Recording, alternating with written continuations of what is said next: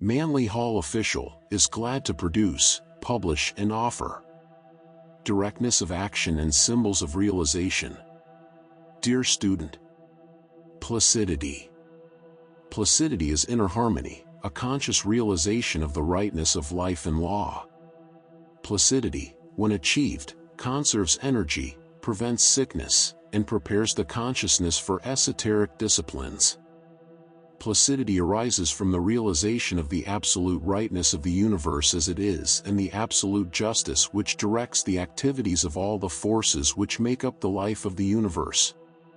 If you're enjoying this video and finding value in the content, we kindly ask you to take a moment to subscribe to the channel.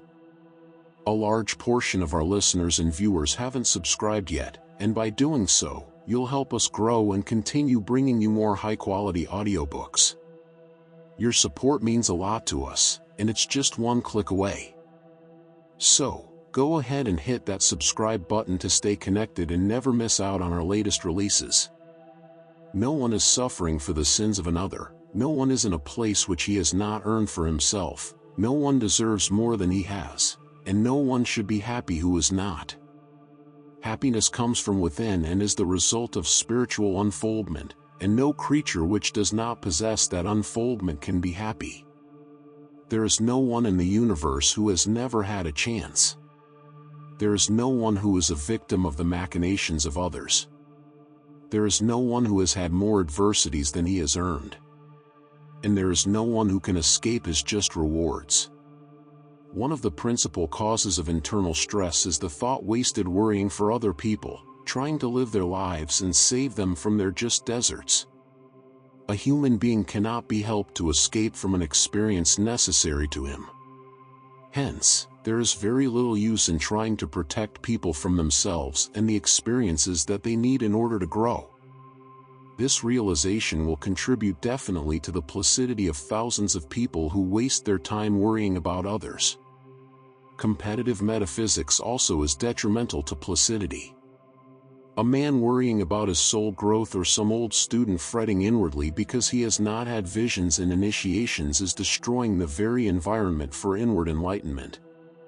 It is as necessary to be detached from self as from the affairs of others. The perception of these facts in the presence of personal misfortunes affecting ourselves and those for whom we care, that is difficult. But law is immutable and absolutely just, and the misfortunes which afflict those for whom we care are as just as the evils which afflict strangers and so-called enemies. Poise. Poise is placidity manifested outwardly through a relaxed and ordered personality. Poise cannot be cultivated successfully merely by copying the actions of others. It has been attempted, but the appearance is not effective if it does not arise from an adequate inward placidity. Poise is an evidence of internal equilibrium. It is proof that the excesses of attitude have died out in the individual as the result of practicing and living the mystical life. The value of poise lies in its relaxing effect. Any inordinate emotion or tension arising in the subjective nature will destroy poise. Poise, being destroyed, in turn reacts upon the entire organism, objective and subjective, to its detriment. This is another evidence that self-discipline not only improves the spiritual nature but is necessary to physical well-being. Hence, it should be your purpose to build so firm a foundation of integrity within yourself that the possibility of losing the inner vision that comes with poise becomes constantly less and less. In every case, you should remedy the inner causes instead of laboring with the outer manifestations. If the inside is right, the outside is bound to be right. The test of philosophy comes with the observation of how far it has been able to lift you above the pettiness of personality into the realm of universals. Inconsistency. Spiritual ideals and material faults cannot exist together in one body without ultimately destroying that body. It is not possible to gratify the destructive impulses of the animal nature and practice occult disciplines at the same time. Such inconsistency is rewarded with sickness and misery. Occult disciplines refine the body. The animal appetites render the body more coarse. refinement and coarseness cannot abide together in the same organism without destroying the integrity of that organism. The spiritual sciences require mental and emotional consistency. Hence, extremes in all things must die out with a realization of the law to the point of application. Closely related to the inconsistencies of action is the imperiousness of desire. The common belief is that the only thing that will make us happy is to receive something we have desired. Whether we have earned it does not worry us. There are many who intellectually affirm the law of cause and effect, as ye sow, so shall ye reap, but within themselves are hopeful to the end that exceptions will be made. Students are anxious to welcome the rewards of karma but still rebel against misfortunes and consider them mistakes on the part of the universe. Constantly to pray for that which is not our own and yet to say that we believe in the law of karma is a hopeless contradiction that destroys the unity of our purpose. Patience. Patience is an attitude that develops with the realization that, in the fullness of time, the law brings to pass that which is right. The speed at which we learn is not important. A great Brahmin sage once said that the universe is so constructed that, no matter how slowly we grow, we always shall have time to grow. If it takes 100 million years for man to gain one idea, the universe has 100 million years, and it will wait for man. Man is not pushed to accomplishment, each will have the time necessary to grow. But wise people do not take all the time there is, they start to work upon themselves with an increasing realization of the law. Overestimation of self is a common cause of impatience. Man's idea of optimism is expressed in the hope that he is more highly developed than he really is and should have more light, understanding, happiness, peace, and security than he enjoys. But there are no oversights on the part of providence. No individual is an exile from his own reward. If man deserved one thing more than he has, he would have it. Lack is due to the individual's oversight in failing to be anything or to earn anything. Only the highest type of mankind has the patience to perform a given task for 100 lifetimes without deviating for a moment from the fact. It is those who possess this integrity who realize truth. Only the highest type of mankind has the patience to perform a given task 100 times without deviating for a moment from the fact. It is those who possess this integrity who realize truth. Directness of action. In his advanced years, and usually dies of old age rather than from one of the forms of suicide which exterminate the Occidentals. Directness of action means the doing of a thing by the simplest and most direct means, living by the simplest and most direct codes, fulfilling all responsibilities in the simplest and most direct ways, and the application of principle to the various problems of life directly and simply, without sentiment, prejudice, or opinion. When the task is finished, one should let go mentally and physically, returning to his composure till the next duty of life presents itself.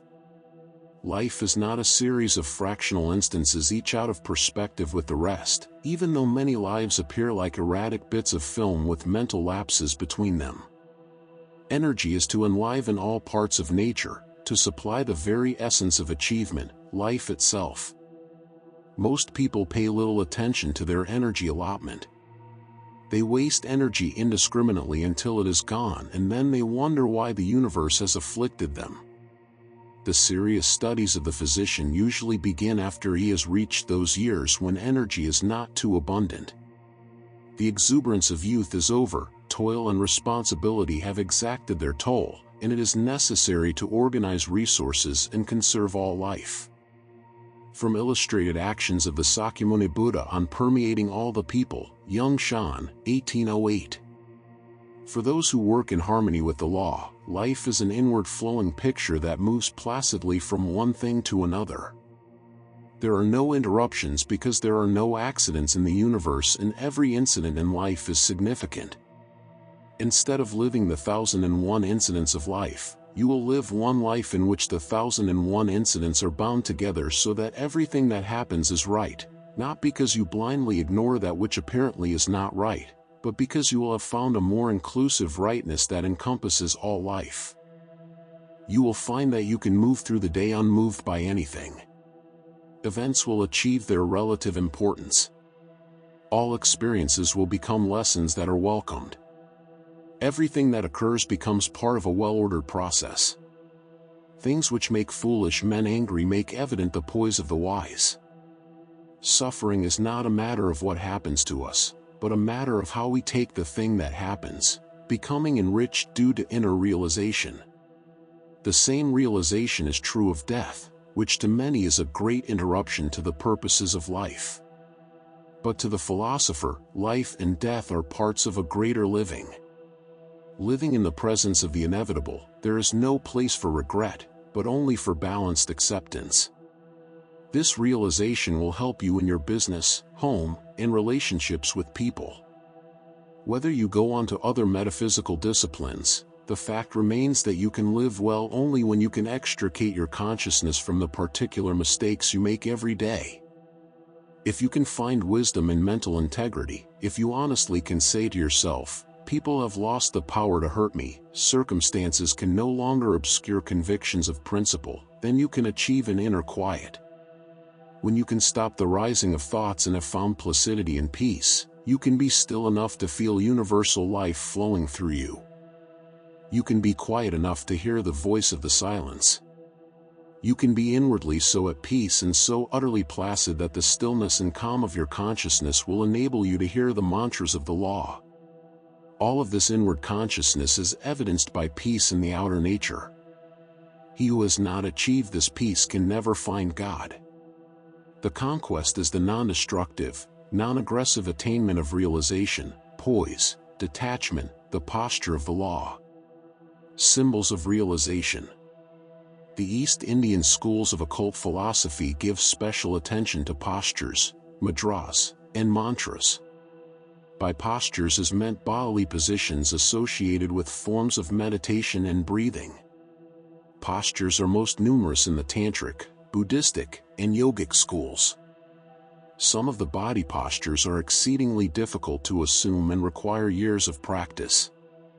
Their principal purpose is to control the direction of energy flowing into the body from the earth, the elements, and the celestial bodies. Mudras are hand patterns, positions assumed by the fingers in the performance of certain symbolical rituals. The study of the mudras includes also the technique of holding, picking up, and setting down sacred instruments such as bells, wands, and the dorje. The mudras have reached their highest degree of perfection among the Buddhist priests of Ceylon. They also occur in Tibet, where the various deified Buddhist saints and princes are represented in certain postures as they perform appropriate mudras. The mantra is a form of chanting which occurs among nearly all religions. The virtue of the mantra lies in the sounding of certain syllables, the sounds setting up vibratory vortices. Most ancient peoples acknowledged the significance of sound and used various mantras in the invocation of their gods and in propitiating their deified ancestors. In India, the mantra is said to purify the body by its vibratory power and at the same time stimulate the chakras or nerve centers. It must be evident to the profound metaphysical student that posture, mudra, and mantra are of symbolic rather than literal significance. This point has been emphasized by the Zen monks, who insist that all physical ceremonials are symbolic of mystical processes taking place within man himself. The Greeks held a similar opinion, as did the fathers of the early Christian Church. Gradually, however, the mystical aspects of ritualism have been forgotten, and now the various ceremonies are supposed to possess intrinsic powers that are sacred in their effects. We cannot too heartily warn sincere students against the dangers of ritualistic entanglements. The modern religious world is full of formulas. While these formulas have their place and really are shadows of facts, it is presumed that the true mystic has outgrown the necessity of participating in religious fables. Every type of formula, from the Om formula of the Hindus to the peace, power, and plenty affirmation of popular psychology, belongs to a type of ritualism which can be very detrimental if accepted as the substance of reality. Yet it cannot be denied that there are words of power. nor can it be denied that certain rituals have a magical effect. But the modern metaphysician is not sufficiently informed to dabble in magic. It is unnecessary to his spiritual development, and, as the great transcendental magician Eliphas Levi himself admitted, can easily become a blind alley. As all mudras and mantras are exceedingly dangerous for the inexperienced, being in the same class as the chakra development exercises and the yoga breathing exercises, we have carefully avoided such disciplines in the present course. We agree fully with the Zen teachings that they are not necessary to spiritual development and belong to the paraphernalia of cults rather than represent the essence of truth. Posture. Law really is to place one's realization in the final, never-changing, ever-real law of life. It is the recognition of the absolute integrity of the universe, the absolute truth of reality. When the Buddhist monk says, "I put my faith in the law," he means that he posits his consciousness in the reality of supreme rightness. He has found his own center of consciousness in the realization of the rightness of things as they are. Realizing the significance of his present estate and relieved of vain hopes, he turns constructively to improvement through right action and to earning that which is necessary. Most of the ancient teachers taught sitting down, frequently on a knoll or low hill, with their disciples gathered about them. Statues of Buddha and his arhats, saints, usually depict the master seated on the open petals of a lotus with his hands in the mudra of instruction. Many of the scriptural books begin with such a phrase as "the master seated himself." This establishment or taking refuge in the law signifies that the disciple has completed his searching. He no longer travels from sage to sage begging wisdom. He has become aware that truth is within and that he no longer needs to search for it in place, but within himself. The ancient books tell us, and so still say the most venerable of the gurus, that a disciple preparing to practice meditation, or any of the metaphysical disciplines, first must master the posture or body arrangement which accompanies the discipline. While the postures are positions of trained relaxation, the informed gurus know that these postures are merely symbolic of inner conditions of consciousness. The actual position of the body is comparatively irrelevant, but the mental discipline of each posture is extremely important. When it is said that the sannyasin seats himself, you must realize that the seating posture is an inner, mystical experience rather than a physical position. You must think of the mind as being disciplined instead of the body. To seat oneself is to rest firmly in the law, to establish one's consciousness rightly in the sphere of universal values. Most modern truth seekers have wandered far afield searching for the answer to life's questions. They have knocked at many doors and have received many answers. They have been exploited and deceived. Their faith in human nature has been strained. And all for one reason: they did not know that truth was within. To prove this, they have had to search long and far. In their search, they receive many answers, much knowledge, but not truth. Like Buddha wandering from holy man to holy man, they must finally realize that the end of all searching, of all rites and rituals, of all symbols and allegories, is the realization of indwelling reality. To be seated in the law, one, like the meditating Buddha, must be in a condition of absolute integrity. There must be absolute poise, absolute tranquility, absolute peace. Having achieved this condition, the disciple is ready to receive further instruction.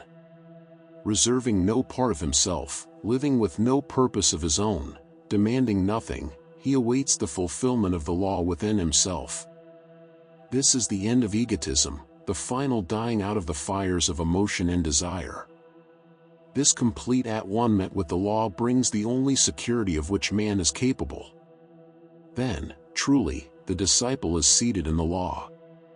There is a tradition that Bodhidharma crossed the China Sea on a palm leaf floating on the water.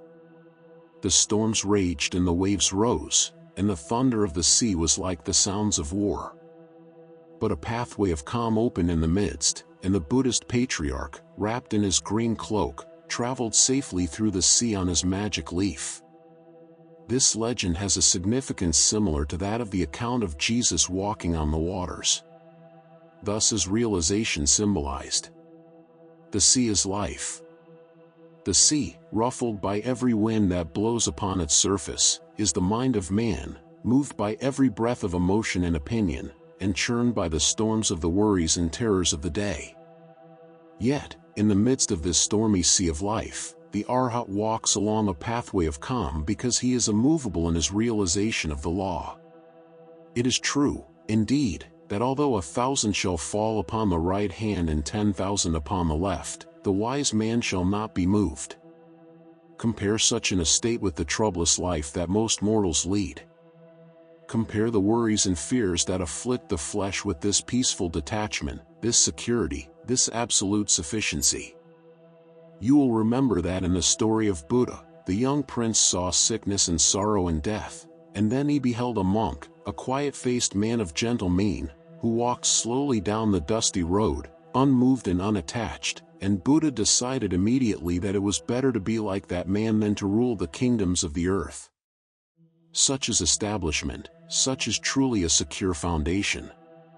Upon the open petals of the lotus, the symbol of enlightenment, sits the sage, sustained by his own realization, immovable, seated in the law. Becoming immovable. Becoming immovable in the law does not mean a rigor of the body but is symbolic of a fundamental integrity of purpose. The disciple must accept some system of discipline and stay with it. He must set himself so securely with a one-pointed purpose that neither the element of time nor any material interruption can shift him from his purpose. We must realize that our approach to the real is in the integrity of ourselves. The neophyte, before entering meditation, closes the circuits of himself. Therefore, in the old books showing the pictures of meditating philosophers, we find the body formed into a figure 8 by the crossing of the hands and feet. There are two reasons for this. The first is to close out contrary vibratory forces. The second is to prevent the scattering of vibratory forces. By shutting off all undesirable forces is meant that the individual, by realization, causes levels of action, thoughts, and emotions, which are lower than himself, to die out of his own consciousness. By excluding outside evils is to be understood the exclusion of the inferiority of personality. Outside, in the metaphysical sense, does not always mean the external environment as much as the body, which is outside of self. The cutting off of outside things means the conscious lifting of the mind to a level where mental and emotional factors die out. Achieving the higher level, the disciple is no longer troubled with the interferences of consciousness, at least during the period of meditation. The closing in of vital forces means that the individual shall in all things conserve himself, for none can achieve a high degree of spiritual accomplishment who scatters his resources. We must remember that meditation and realization use, for their fulfillment, the same energy that is used for all the occupations and concerns of life. The problem of conserving and reserving energy, of not wasting it through any thought or action, is an important one. Not 1 ounce of vitality, which is necessary for the extension of the mind, should be wasted. Therefore, in the holding of the hands and feet in a certain position, we have the symbol of this preservation of energy. Unselfishness of purpose is signified by the lifting up of the body from the earth so that the currents of the earth will not rise through the spinal base. This yoga practice means dissociation of purpose by mental energy, because that which belongs to the inner life must not be debased or perverted by being involved in material accomplishment. It must be separate from all irrational extremes. Discipline.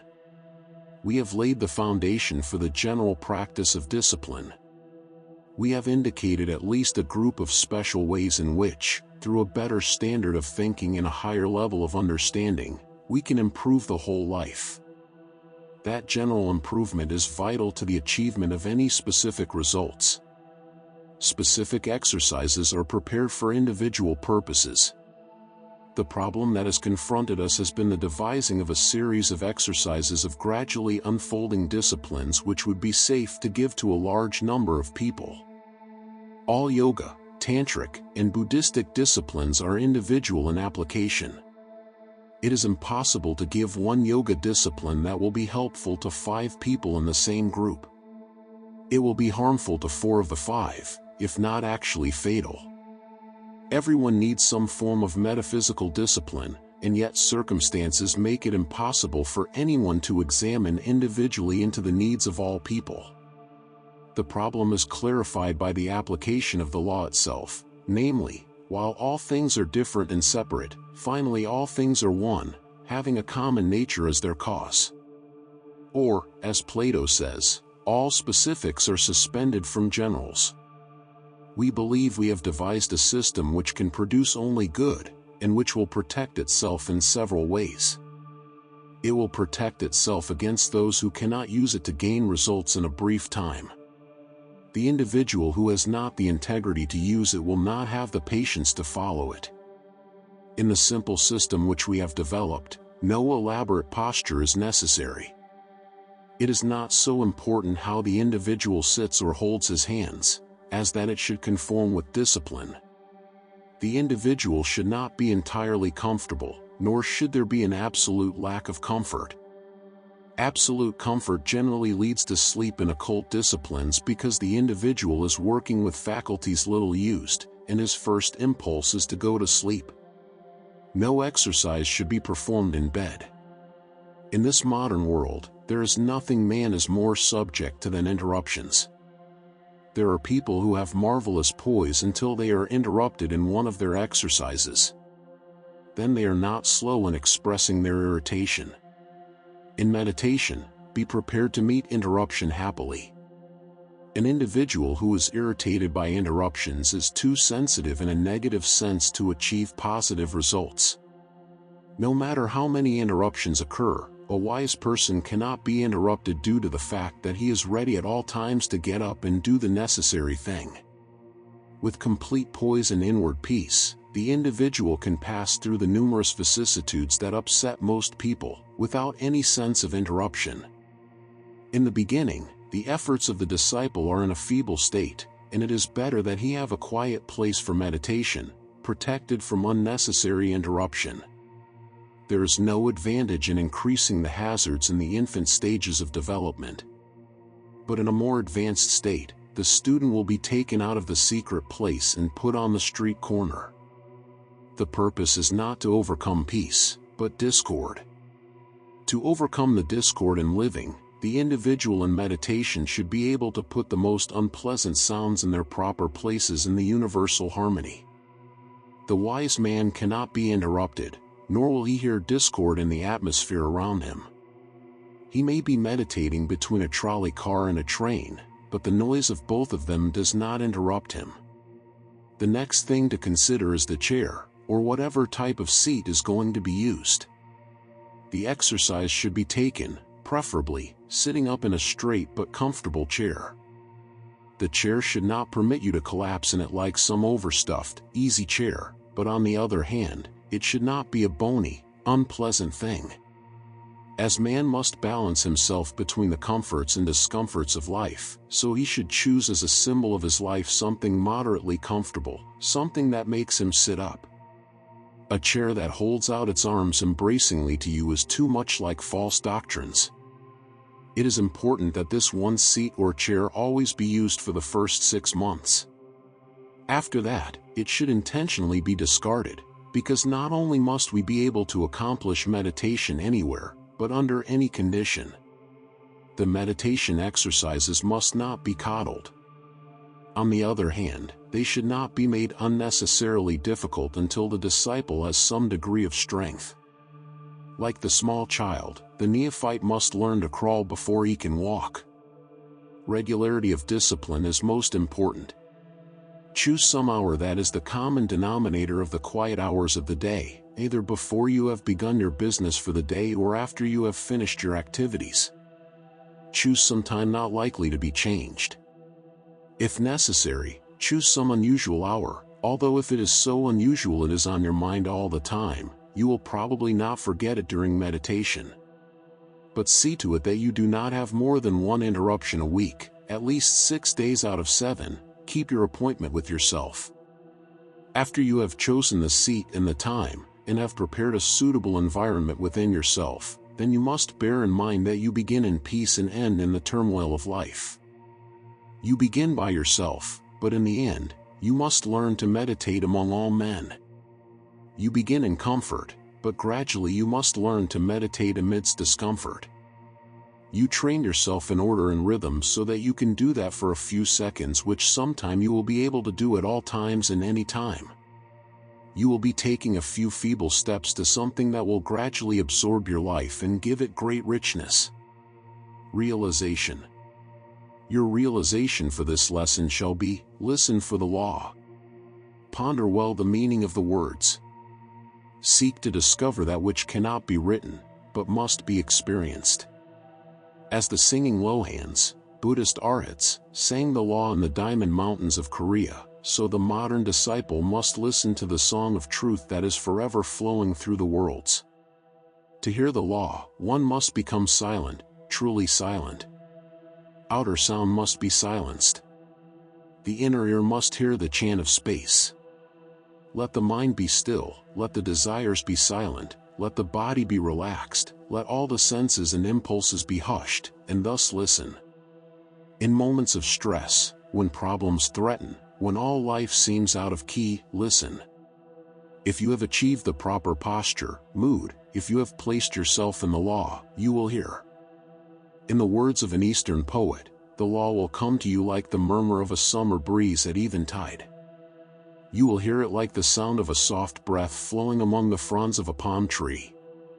It is thus that you should understand the true meaning of the biblical words that in the cool of the evening, the Lord, law, walked in the garden. In the midst of your living and in the midst of the problems of your living, listen for the law. Sincerely yours, Manly P. Hall. Copyright 2025 by Manly Hall Official.